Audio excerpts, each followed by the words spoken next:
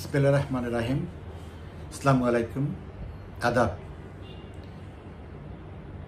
আমার শততম ভিডিও বিশ্লেষণে আপনাদেরকে স্বাগত। প্রথমত, আমি কোনোদিনও চিন্তা করিনি যে এই ভিডিওতে আমি আমার মতামত আপনাদের সাথে শেয়ার করব। ফেসবুকে গত 16 বছর লিখে আসতেছি। অনেকেই অনুরোধ করেছে এবং কেউ কেউ নির্দেশও দিয়েছে যে আমি যদি ভিডিওতে কথা বলি তাহলে আমি যা বলতে চাই তার প্রকাশটা সঠিকভাবে ফুটে উঠবে, তাতে কারো কারো ভালো লাগতেও পারে।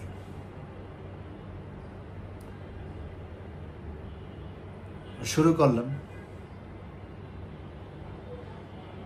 দেখতে দেখতে 100 দিন চলে গেল। মাঝখানে আমি একদিনও গ্যাপ দিইনি। একাধিকবার শরীর খারাপ হয়েছে, বাট যখন শুরু করেছি তখন আমার শরীর অনেক বেশি খারাপ ছিল, অসুস্থই ছিলাম। কিন্তু বিবেকের টানে,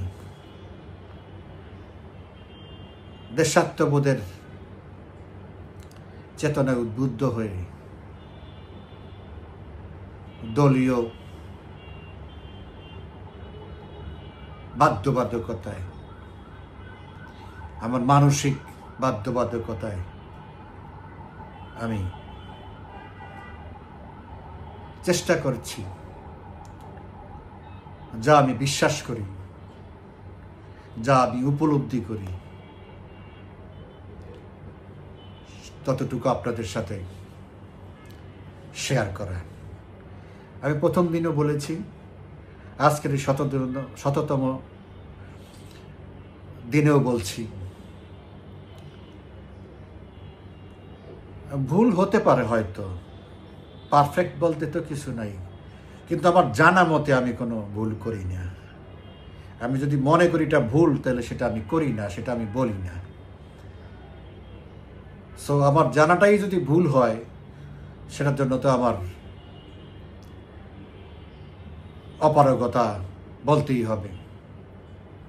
আবার আরেকটা জিনিসও বলেছি সবসময়, এখনো বলি, আবারও বলি, আমি যা কিছুই করি এই জীবনে, সবকিছু আমি আমার দেশের কথা চিন্তা করে করি, মানুষের কথা চিন্তা করে করি।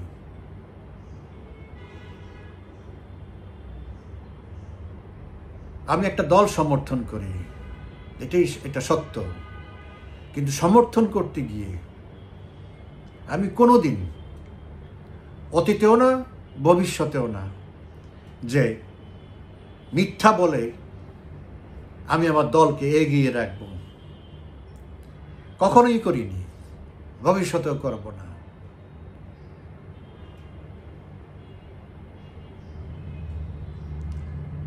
কিন্তু তার মানে এই না যে আমার দল ভুল করে না,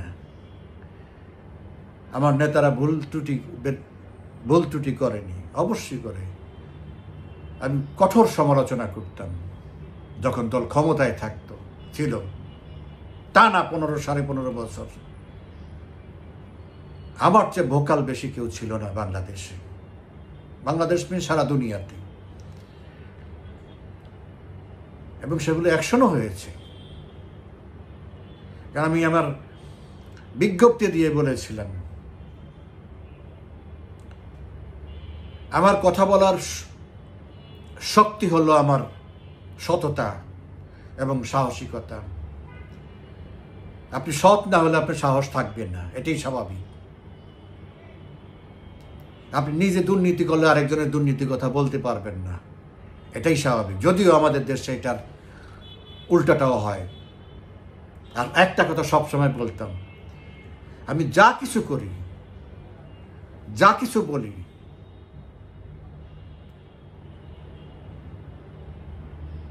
আমার শক্তির উৎস মাননীয় প্রধানমন্ত্রী বঙ্গবন্ধু কন্যা শেখ হাসিনা।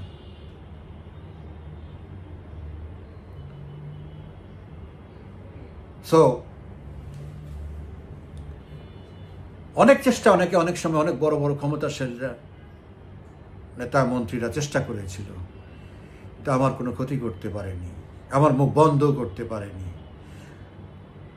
কারণ প্রধানমন্ত্রী দেখেছে যে আমি দলের স্বার্থে, দেশের স্বার্থে কথা বলি, এবং কখনোই কোনো এক্সাজারেশন কিছু ছিল না, যতটুক ততটুকুই। সে যেই হোক, যেই পর্যায়ের সচিব হোক, সিনিয়র সচিব হোক, সামরিক বেসামরিক যত বড় অফিসারই হোক, আমার নজর থেকে কেউ এড়িয়ে যেতে পারেনি। যতটুকু আমি পেরেছি, জেনেছি, বুঝেছি, শুনেছি, মন্ত্রী, এমপি, বড় বড় কর্মকর্তা, কেউ আমার কাছ থেকে কোনো অন্যায় করে আমার কাছ থেকে পার পায়নি। মানে আমি যতটুকু জেনেছি, আমি তো সব জানি না, যতটুকু আমার নজরে এসেছে। তো আজকের প্রেক্ষাপট ভিন্ন। সেজন্য আমি সবসময় বলি যে যারা এখন বিভিন্নভাবে দলের নেতা নেত্রীদেরকে নিয়ে, নেতৃবৃন্দকে নিয়ে সমালোচনা করে, দলকে নিয়ে সমালোচনা করে, আপাতত একটু থামেন। এখন দলের সমালোচনা করার সময় না, এখন দলের ঐক্যের সময়। মাননীয় প্রধানমন্ত্রী সবসময় একটা কথা বলে, সবকিছু তার নজরে আছে, আগের এবং পরের, কিন্তু হিসাব নিকাশ এখন করা যাবে না, সব লিপিবদ্ধ আছে। এখন ঐক্যের সময়, এখন যুদ্ধের সময়। এখন যেন আমরা দলাদলি না করি।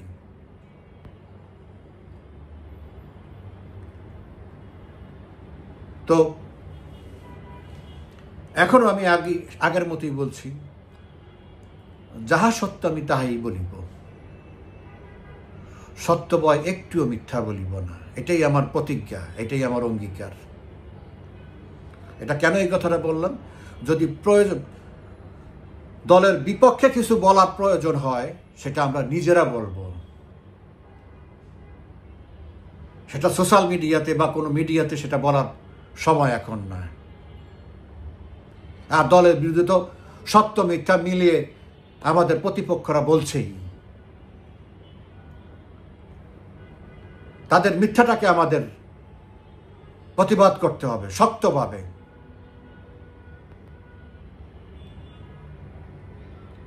যাই হোক, আশা করি অতীতের মতো গত 99টা এপিসোড আপনারা আমাকে যেভাবে দোয়া করেছেন, স্নেহ করেছেন, শ্রদ্ধা করেছেন, ভালোবাসা দিয়েছেন, সহযোগিতা করেছেন, উৎসাহিত করেছেন, সমালোচনা করেছেন, এর সবই আপনারা আমার প্রতি সদয় হয়ে ভবিষ্যতে কন্টিনিউ করবেন। চেষ্টা করি আপনাদের মতামতগুলো পড়ার জন্যে, যতটা সম্ভব উত্তর দেওয়ার জন্যে।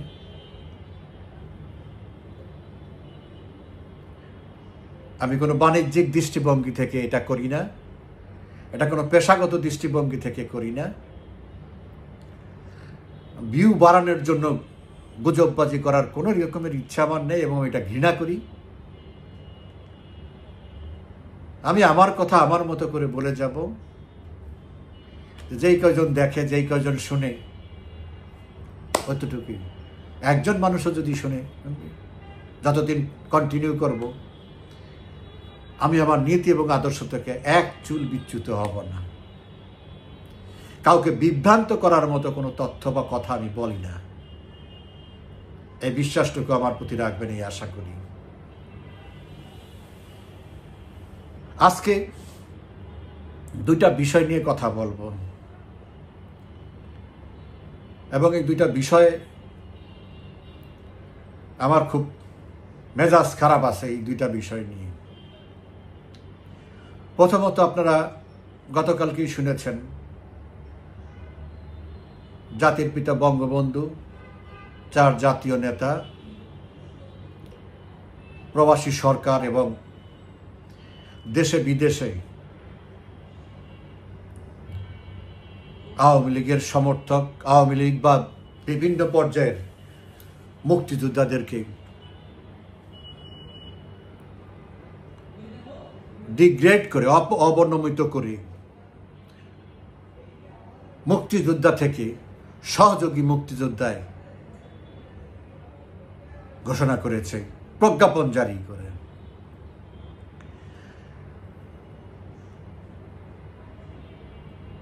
এটা গতকালকে হওয়ার পরে এটা নিয়ে তো বেশ হইচই হয়েছে। এমন কেউ এটাকে সমর্থন করেনি। এটাই অবৈধ সরকার বুঝতে পেরেছে, সেই জন্য আজকে এটার উপরে ব্যাখ্যা দিয়েছে যে না, পত্রিকা যেটা ছাপিয়েছে বা বলেছে মিডিয়া, এটা সঠিক না। তারা এখন বলছে উপদেষ্টা সহ নিজেই বলেছে যে না, বঙ্গবন্ধু, জাতীয় 4 নেতা, মুজিবনগর সরকারে যারা থাকবে ছিল তারা মুক্তিযোদ্ধা। প্রথম কথা হলো যে বিদেশে যারা মুক্তিযুদ্ধে অংশগ্রহণ করেছে, জনমত সৃষ্টি করেছে, বিদেশের কূটনৈতিক তৎপরতা করেছে, তারা কেন মুক্তিযোদ্ধা হবে না? যারা মুজিবনগর সরকারে চাকরি করেছে তারা কেন মুক্তিযোদ্ধা হবে না?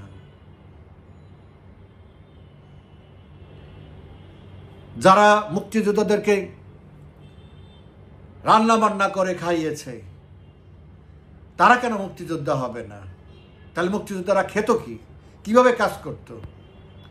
শিল্পীরা কেন সহযোগী মুক্তিযোদ্ধা হবে? শিল্পীরা যদি গান বাজনা না করে এই বিমর্ষ মানসিক চাপে পড়া মুক্তিযোদ্ধারা যে উজ্জীবিত হয়েছে, তারা গান বাজনা শুনতো, তারা রেডিওতে শুনতো, তারা নিজেরাই গিয়ে গাইতো, অনুষ্ঠান করে উজ্জীবিত থাকতো, মনের জোর না থাকলে সে যুদ্ধ করবে কিভাবে? তারা কেন মুক্তিযোদ্ধা না? আমার কথা হচ্ছে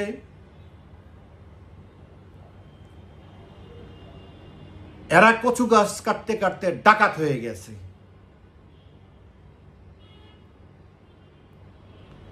এরা বঙ্গবন্ধুর ভাস্কর্য ভেঙে হাতে করে নিয়েছে। 32 নম্বরে বঙ্গবন্ধুর বাড়ি জ্বালিয়ে দিয়ে, বুলডোজার দিয়ে মাটির সাথে মিশিয়ে দিয়ে এরা এতটা সাহসী হয়ে গেছে, দুঃসাহসী হয়ে গেছে, এতটা স্পর্ধা বেড়েছে যে আজকে বঙ্গবন্ধু এবং জাতীয় 4 নেতা এবং মুক্তিযুদ্ধের প্রবাসী সরকার মুক্তিযোদ্ধা কিনা সেটা যাচাই করার মতো কত বড় স্পর্ধা এদের হয়েছে।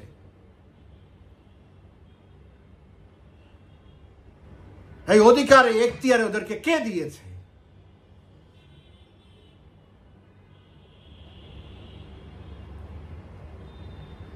যার নামে মুক্তিযুদ্ধ হয়েছে, যিনি সশরীরে নিজের মুখে মুক্তিযুদ্ধ ঘোষণা করেছেন,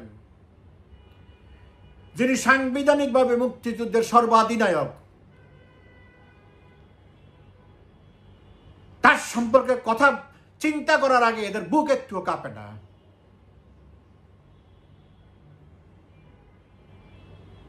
এরা কত বড় অমানুষ হয়েছে, এখন কোন পর্যায়ে পৌঁছে যে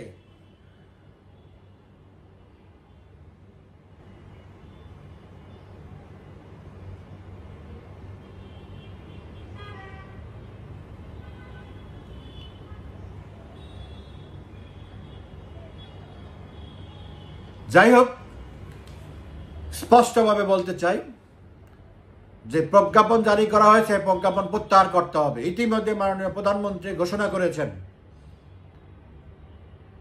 এরা যত রকমের প্রজ্ঞাপন করুক, এই করুক, যে কোনো সবকিছু অবৈধ। এরা জালিয়াতি করে শপথ গ্রহণ করেছে, সরকার গঠন করেছে, জালিয়াত, সংবিধান বিরোধী কাজ করেছে, সংবিধান লঙ্ঘন করেছে। এদের শাস্তি সর্বোচ্চ।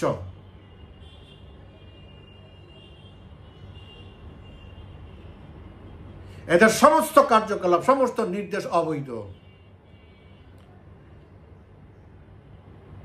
প্রত্যেকটা অবৈধ কাজের জন্য এদেরকে বিচারের কাঠগড়ায় দাঁড়াতে হবে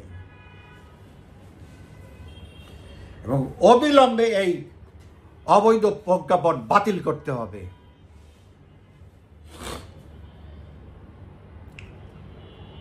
দ্বিতীয় আরেকটি বিষয় হচ্ছে জাতিসংঘ।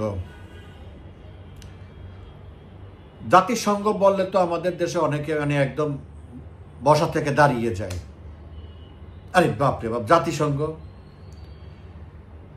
কিন্তু জাতিসংঘ যে বাস্তবিক অর্থে ঠুটো জগন্নাথ, এটা তো আমাদের দেশে সাধারণ মানুষ জানে না, বুঝে না। এটা একটা ভ্যালুলেস অর্গানাইজেশন।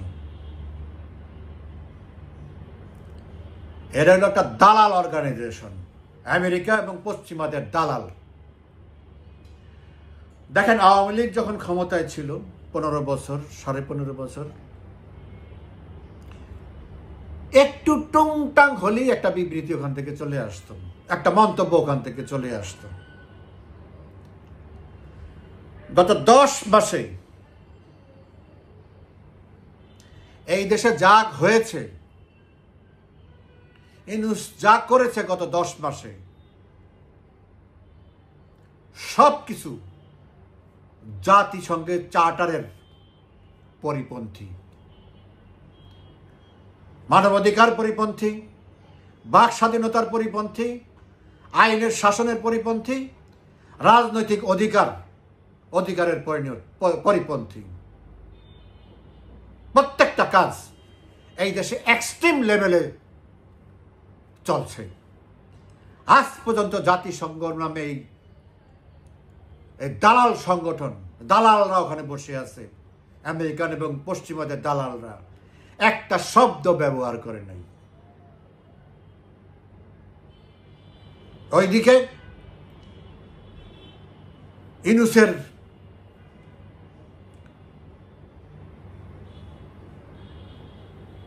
পরামর্শে একটা তদন্ত কমিশন করছে,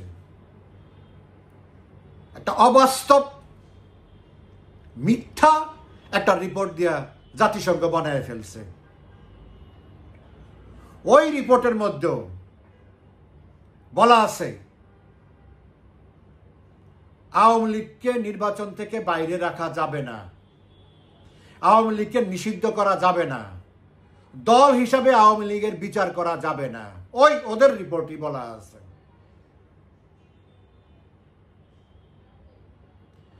এগুলির কথা কেউ শুনে? এরা না, শুনে না।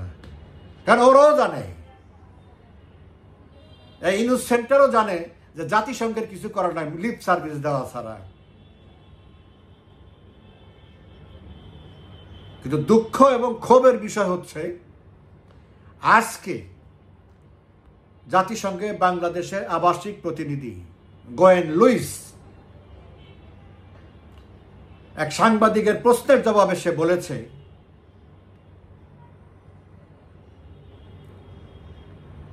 আওয়ামী লীগ আগামী নির্বাচনে অংশগ্রহণ না করলেও সেই নির্বাচন অংশগ্রহণমূলক হতে পারে।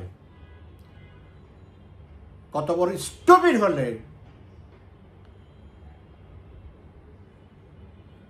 এরকম একটা পক্ষপাতিত্ব, নোংরা কথা একটা নিরপেক্ষ প্রতিষ্ঠানের বৈধ প্রতিনিধি হয়ে বলতে পারে।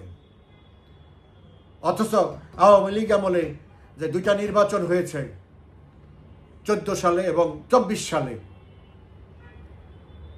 তারা সেগুলি নিয়ে কথা বলেছে, অংশগ্রহণমূলক হয় নাই। যেহেতু বিএনপি সহ বেশ কিছু বিরোধী দল যায় নাই, সেই জন্য সেটা অংশগ্রহণমূলক হয় নাই। আর এখন দেশের সর্ববৃহৎ রাজনৈতিক দল 50%-এর উপরে যেই দলের সমর্থন, এবং সেটা এখন যে কোনো জরিপে 60%-এর উপরে, তারা জানে। সেটা জানার পরেও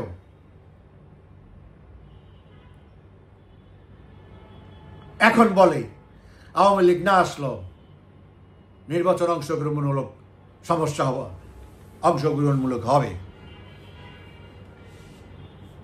তো এরা হচ্ছে জন্মগতভাবে এদের একটা একটা জিজ্ঞাসা আছে বাংলাদেশ আওয়ামী লীগের প্রতি, বঙ্গবন্ধু পরিবারের প্রতি।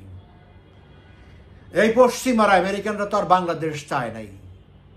বঙ্গবন্ধু এদের রক্ত চক্ষু উপেক্ষা করে বাংলাদেশের স্বাধীনতা ঘোষণা করেছে এবং তার নির্দেশে বাংলাদেশের দামাল ছেলের অস্ত্র হাতে নিয়ে বাংলাদেশকে মুক্ত করেছে।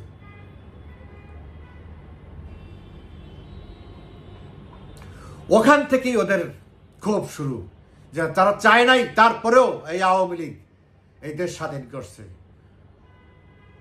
অর্থাৎ আওয়ামী লীগের পিছনে তারা আজীবন লেগে থাকবে।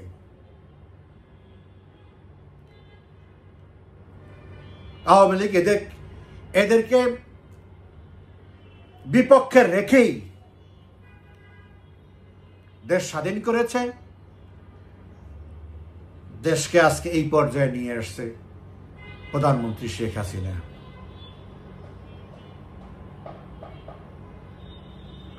একটা পর্যায়ে এসে এরা প্রধানমন্ত্রীর খুব প্রশংসা করত, আর তলে তলে সুতা কাটত, গাছের গোড়া কাটত। এরা এখন ওই নীতি নিয়েছে। এখন তো ওপেন হয়ে গেছে। এর আগ পর্যন্ত 5ই আগস্টের আগে পর্যন্ত তারা হলো উপরে উপরে শেখ হাসিনার ভক্ত, আর তলে তলে হলো শেখ হাসিনার কিভাবে মেরে ফেলা যায় সেই ষড়যন্ত্র। এখন সেটা প্রমাণিত এবং প্রকাশিত। কিন্তু বাস্তবতা হচ্ছে এরা এটাও জানে, যেহেতু আওয়ামী লীগ দেশের সর্ববৃহৎ রাজনৈতিক দল, সবচেয়ে বড় রাজনৈতিক দল, সবচেয়ে প্রাচীনতম রাজনৈতিক দল, এই দেশের জন্মদাতা, সেই দলকে দেশের মূল স্রোতের বাইরে রাখতে হলে অন্যায় অবিচার করতে হবে। আর এই অন্যায় অবিচার যদি এত বড় দলের উপরে, এত জনপ্রিয় দলের উপরে করে, তাহলে এই দেশে কোনোদিন স্টাবিলিটি আসবে না, স্থিতিশীলতা এই দেশ কোনোদিন আসবে না, এই দেশ সামনে যাবে না। দেশের বৃহত্তম অংশকে যদি আপনি সাপ্রেস করতে যান, আর তারা যদি সবসময় সরকারের বিপক্ষে কাজ করে, তাহলে এই দেশ তো আর আগাবে না। আওয়ামী লীগ আগাচ্ছে এই কারণে যে আওয়ামী লীগ দেশের অধিকাংশ দলের প্রতিনিধিত্ব করে। যারা আওয়ামী লীগের সরকারের বিরোধিতা করে তারা সংখ্যায় কম ছিল, তারা সেটা সুবিধা করতে পারে না। কিন্তু আওয়ামী লীগ তো তা না। আওয়ামী লীগ যখন সরকারের বিরোধিতা করবে, তখন ওই সরকার আর পথ চলতে পারবে না। এটাই স্বাভাবিক, নিয়মতান্ত্রিকভাবেই। ওদেরকে কোনো সরকার পারে নাই। কারণ আওয়ামী লীগকে হারাতে হলে আন্দোলনে তো হারানো সম্ভব না। যদি নির্বাচনে হারাতে হয়, তাহলে রিগিং করে হারাতে হবে, কারচুপি করে হারাতে হবে। তো যতবার তারা এই কাজ করেছে, ততবারই তারা বিপদে পড়েছে। সরকার সঠিকভাবে পরিচালনা করতে পারে নাই। তো এখনো আজকে যত রকমের স্টিম রোলার আওয়ামী লীগের নেতা কর্মীদের উপরে চালানো হোক, আওয়ামী লীগকে কার্যক্রম বন্ধ করা হোক, যাই করা হোক, রিয়ালিটি কি? রিয়ালিটি আওয়ামী লীগ ছাড়া কেউ কোনো কথা বলতে পারে? শেখ হাসিনাকে ছাড়া কেউ কোনো বক্তৃতা দিতে পারে? কেউ কোনো আলোচনা করতে পারে? সব কিছুর মধ্যে শেখ হাসিনা থাকতে হবে, সব কিছুর মধ্যে আওয়ামী লীগ থাকতে হবে, সেটা positive, negative, whatever. So this is reality. You cannot avoid Awami League, no way.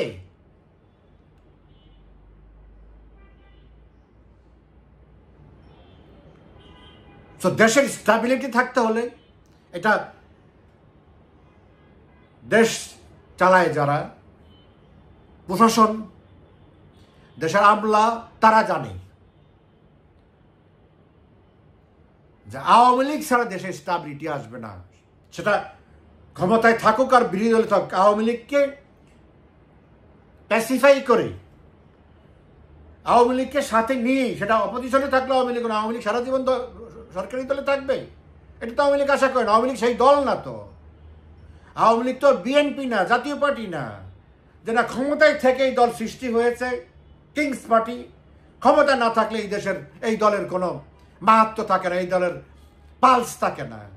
Awami League সৃষ্টি হয়েছে সংগ্রামের মধ্য দিয়ে, সংগ্রাম করার জন্য। সেখানে তা অপোজিশনে তো আওয়ামী লীগ কখনো মানে আনকমফোর্টেবল না, ডিসকমফোর্টেবল না, কিন্তু আপনি যখন চাপায় দিতে চাবেন, আপনি যখন দমাতে চাবেন, তখন তো আওয়ামী লীগ সেটা মেনে নেবে না। মেনে নেবে না যে ঘুরে দাঁড়ায়, তখনই আপনি টিকেন না। এটাই হচ্ছে রিয়েলিটি। একটা গল্প বলে আমি শেষ করি। গল্প মানে একটা ঘটনা বলি। 1998 সালের শেষের দিকের ঘটনা, এটা নভেম্বরের দিকের ঘটনা। 98 তো 1989 এরশাদের সময়। আমার এক সিনিয়র ফ্রেন্ড, সেনাবাহিনীর অবসরপ্রাপ্ত কর্মকর্তা, তা আমাকে একদিন বিকেলবেলা বলল যে তুমি কালকে বিকেলে, তার বাসা ছিল বরণীতে, তুমি বিকেলে এসো বাসায়, কাজ আছে। তো মাঝে মাঝে এরকম যাই, বিভিন্ন ঘোরাফেরা করি।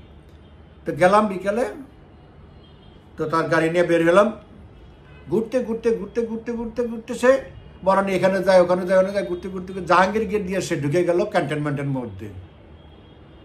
আমার তো সব মাথায় নেই কিছু ঢুকলো। একটু সামনে গিয়ে হাতের বায়ের টায়ার নিয়ে একটা বাড়ির মধ্যে ঢুকলো। আমি তো চিনি না এগুলি, এত চিনি না। ক্যান্টনমেন্ট ওই পর্যন্ত চিনি, ক্যান্টনমেন্ট আমি ঢুকিও নেই এর আগে কোনো সময়। তো ঢোকার পরে নামলাম, নামার পরে একটা লম্বা একটা বিল্ডিং, মানে একতলা লম্বা বিল্ডিং। ওখানে ওঠার পরে কয়েকজনে দেখলাম যে সিভিলের লোক। তারপরে দেখলাম যে তারা স্যালুট দিতেছে আর নির্কায় দেয়। তাই বললাম যে পরিচিত আর সেনাবাহিনীর সাবেক অফিসার। তো দরজা নক করে সে মাথা ঢুকে বললো যে মে কাম ইন স্যার। তো গেল, সামনে দিয়ে দেখলাম যে আমার যে ফ্রেন্ড, সে আবার তাকে মানে ইয়ে করলো আর কি, স্যালুট দিল না, মানে এরকম করলো আর কি। সে তো সিভিল, সে তো আর এখন আর ইয়েতে নাই। তো দেখলাম যে বুক টার্ন করলো। তো এক অফিসার, টকটকে লাল, স্লিম, ব্লু সাফারি ড্রেস পরা। তো আমার ফ্রেন্ড বসলো।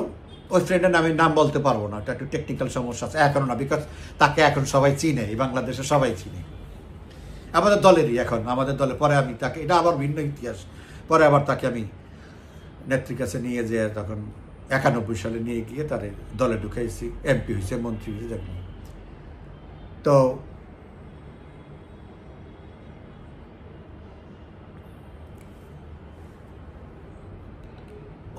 ওনাকে বললো, ওই অফিসারকে বললো, ভদ্রলোককে বললো যে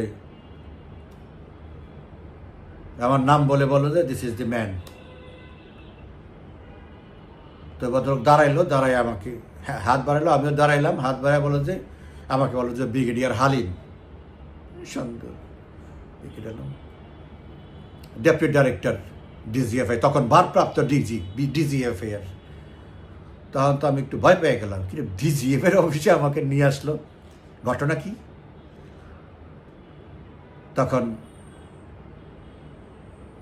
ব্রিগেডিয়ার সাহেব ইয়াকে বলল, মানে সে তখন ডিজি ছিল না, তো উনি তখন ভারপ্রাপ্ত ডিজি আর কি, ব্রিগেডিয়ার হালিম নাম, ব্রাহ্মণবাড়িয়ার ভদ্রলোক। তো আমার ওই বন্ধুকে বলতেছে যে তুমি কি তাকে কিছু বলছো? বলছে না স্যার, যা বলার, আপনার কিছু বলার থাকলে যা বলার। তো আমাকে বললো যে টি আর কফি? তাই বললাম যে কফি ইজ ফাইন। ওকে, তো সুন্দর খুব টেস্টি বিস্কিট দিল আর কফি দিল। তো আমাকে বললো যে ইংরেজিতে বললো যে look gentleman, the army need a happy marriage with Awami League. তো আমি বললাম যে গুড আইডিয়া। তো বলে যে তারপর আবার বলে যে can you please help us? তো আমি বললাম যে হাউ? তো বলে যে you just pass our message to honourable Sheikh Hasina. আমি বললাম যে হোয়াট মেসেজ? তো বলে যে we need a happy marriage with Awami League, that's it, আর কিছু বলার দরকার নেই। You just tell her this message, nothing else. তাহলে okay, no problem, but can I ask you one thing? বলে যে অফকোর্স। তাহলে why you picked up me to do these things? তো বলে যে because our sources told us you are the only guy who can deliver this message exactly what we want.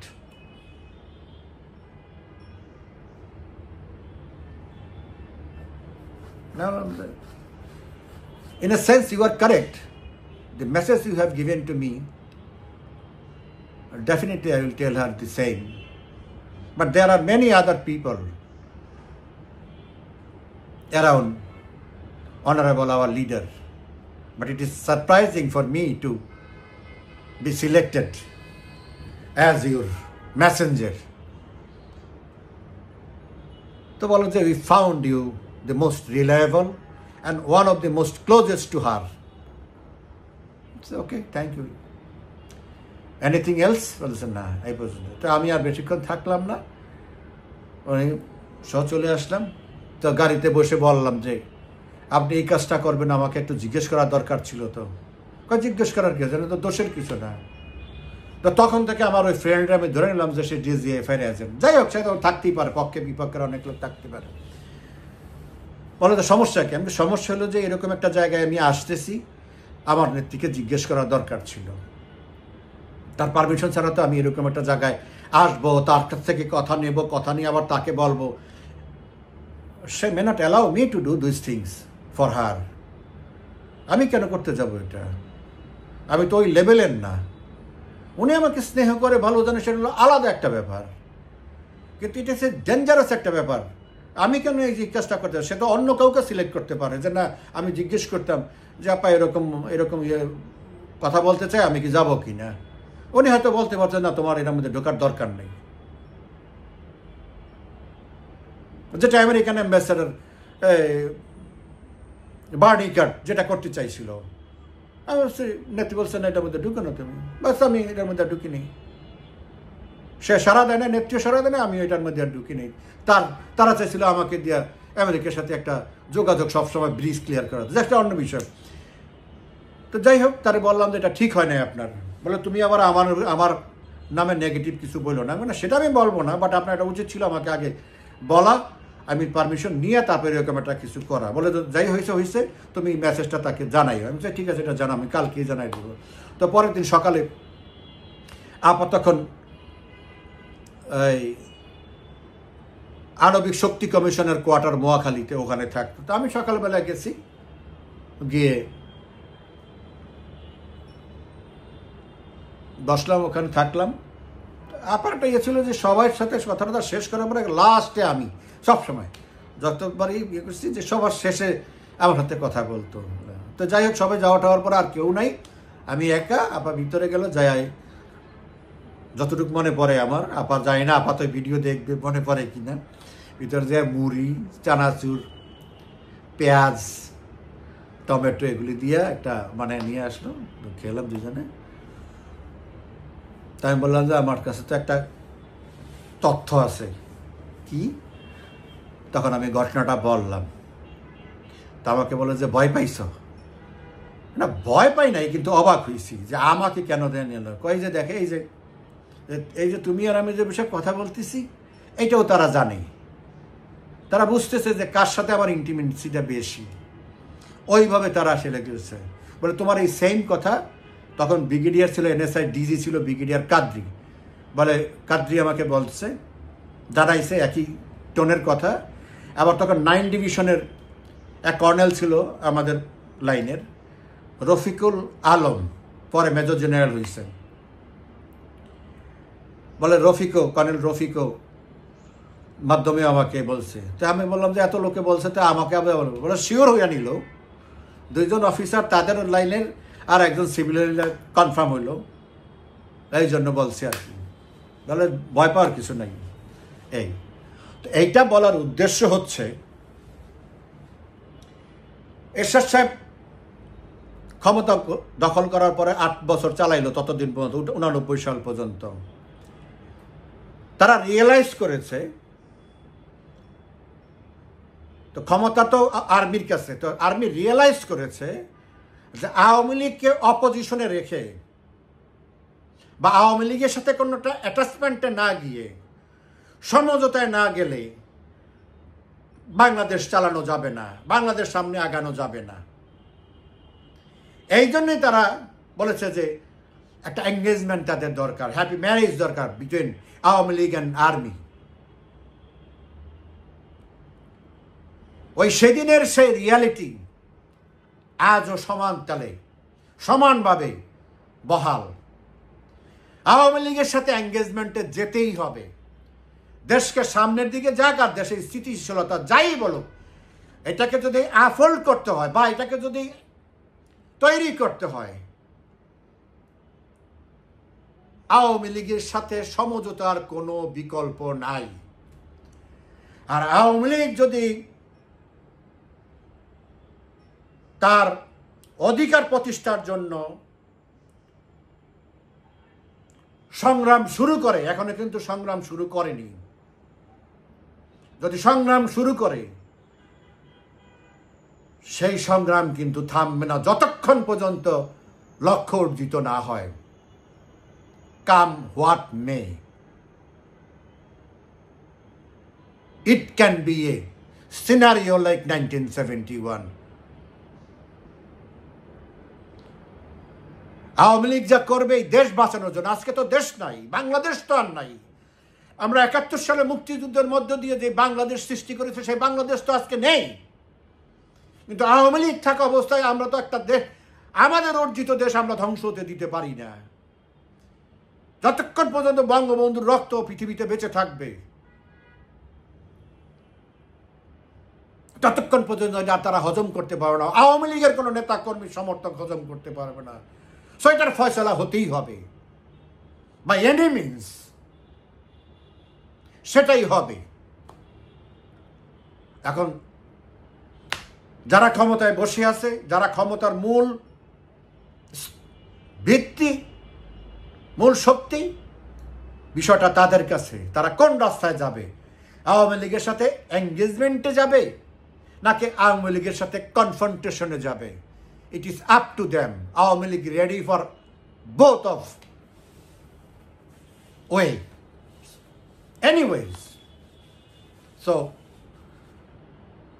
এটাই কথা, আজকের সর্বশেষ কথা। Awami League, without Awami League there is no Bangladesh. It may be another things, but not Bangladesh. এটাই reality. ভালো থাকবেন সবাই, ধন্যবাদ।